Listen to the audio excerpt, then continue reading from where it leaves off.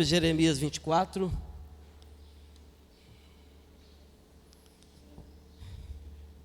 Jeremias capítulo 24.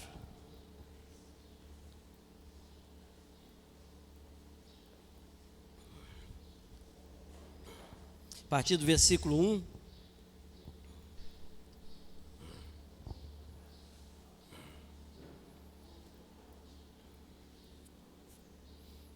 Jeremias é facinho de achar, né? Antes de Ageu. Né, Marcelo? É antes de Ageu? Isso. No meio não está muito no meio, não. Depende da Bíblia, né? Às vezes tudo sobe um tantão do outro lado assim. Jeremias 24, 1. Fez-me ver o Senhor e vi 2 cestos de figos postos diante do templo do Senhor.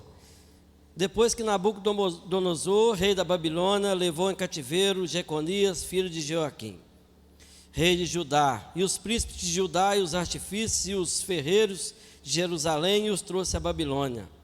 Tinha um cesto, figos muito bons, como figos temporãos, mas o outro ruins, que de ruins que eram, não se podiam comer. Então me perguntou o Senhor: que vês tu, Jeremias? Respondi: figos, os figos muito bons e os muito ruins, que de ruins que são, não se podem comer. A mim me veio a palavra do Senhor dizendo: assim diz o Senhor, Deus de Israel, de modo porque vejo estes figos bons, assim favorecerei os exilados de Judá, que eu enviei desde o lugar para a terra dos caldeus. Porei sobre eles favoravelmente os olhos, e os farei voltar para essa terra. Edificá-los-eis, e não os destruirei. Plantá-los-eis, e não os arrancarei. Amém? Pode assentar no seu lugar. Eu vou dar uma boa resumida por causa do nosso tempo, mas esse texto é muito interessante, porque Deus dá uma visão e explica a visão. E é bom quando Deus dá uma visão e explica a visão, até mesmo hoje, porque às vezes Deus dá uma visão, ou às vezes Deus nem dá e a pessoa tem a visão sem Deus dar, e aí vê tanta coisa. Eu conheci um camarada que estava aí, falou que estava ficando tão espiritual, que tudo que acontecia, até uma garrafa PET que voava, Deus estava falando alguma coisa com ele. E ele interpretava tudo. Essa garrafa voou porque Deus está falando isso, isso e isso. Ela voou naquela direção porque eu não tenho que ir para ali e tal. Ele estava escutando demais.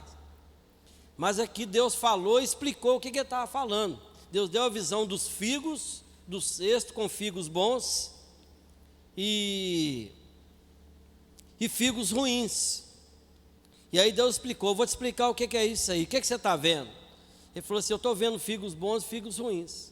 Aí Deus falou assim: olha, os figos bons é o povo de Judá, levado para a Babilônia. E Deus olhou com olhos de bênção. E ele falou: e tem uns filhos ruins, os figos ruins, que é Zedequias, rei de Judá, e os príncipes também do mesmo povo. Mas pessoas do mesmo povo com comportamentos diferentes. Todos eram do mesmo povo e Deus dividiu 2 grupos, figos bons e figos ruins. Então a parte dos figos bons representava uma parte do povo, e a parte dos figos ruins representavam também outra parte do povo. A Bíblia fala também que na igreja existe trigo e joio. A vantagem é que quando fala literalmente o que é trigo, ele vai ser sempre trigo, e o que é joio vai ser sempre joio. Mas quando fala da comparação com o povo, com o ser humano, a qualquer momento o trigo pode se tornar um joio, e a qualquer momento o joio também pode se tornar um trigo. Por isso Deus falou: não arranque, deixa crescer junto. No final eu que vou resolver quem é quem, né? E aqui fala de 2 povos, o olhar diferente para 2 povos para o mesmo povo, mas com um olhar diferente, para dois grupos distintos. É claro, meu irmão, que a gente ser diferente, isso é natural. Ninguém é igual a ninguém. Nós somos diferentes do povo dos Estados Unidos, o povo dos Estados Unidos é diferente do povo da China e assim por diante. A gente tem costumes diferentes, maneiras diferentes, não é? A gente tem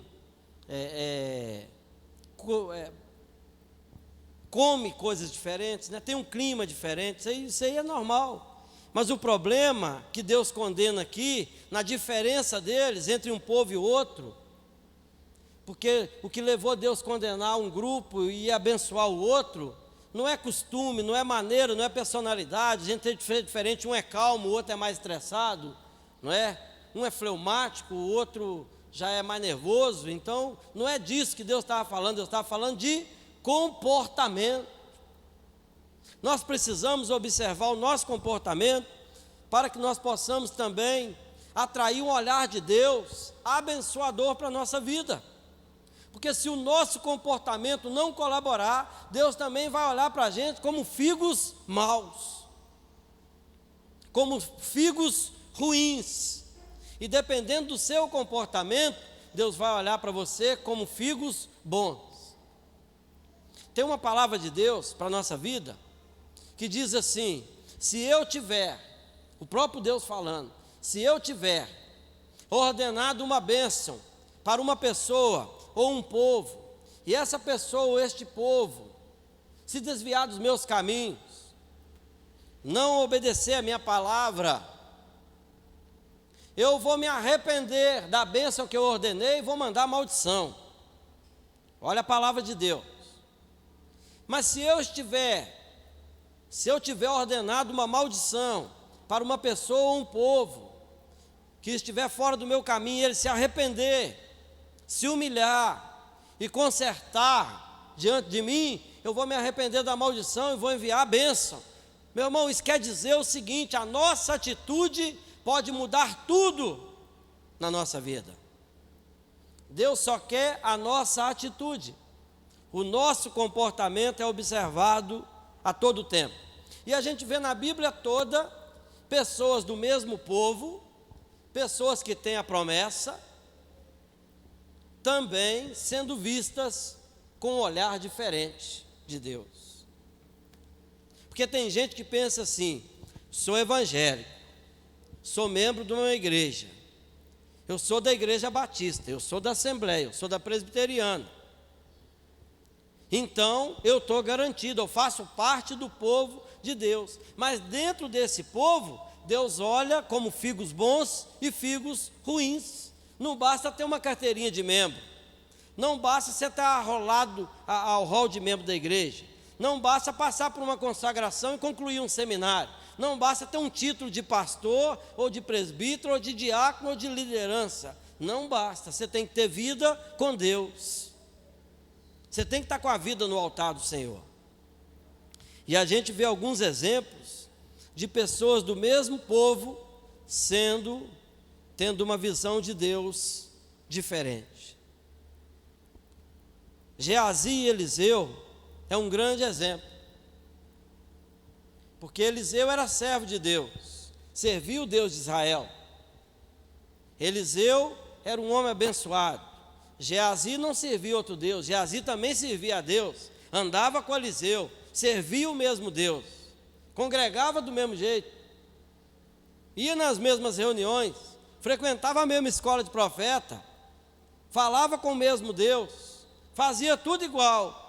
Mas Deus olhou para Eliseu como figo bom e para Geazi como um figo ruim.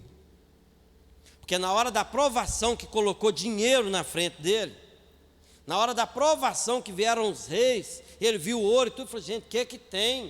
O que tem eu falar uma mentirinha? O que tem eu falar que pode? Que mal vai, o cara, não estou roubando, ele está dando. O que tem? Eu vou atrás dele, vou falar. E foi lá, e Deus falou assim: olha, a praga que eu tirei dele, joga no Geazi, porque ele é avarento, ele não consegue ver dinheiro, não consegue ver uma facilidade, que ele vai fazer uma falcatrua e vai ser desonesto.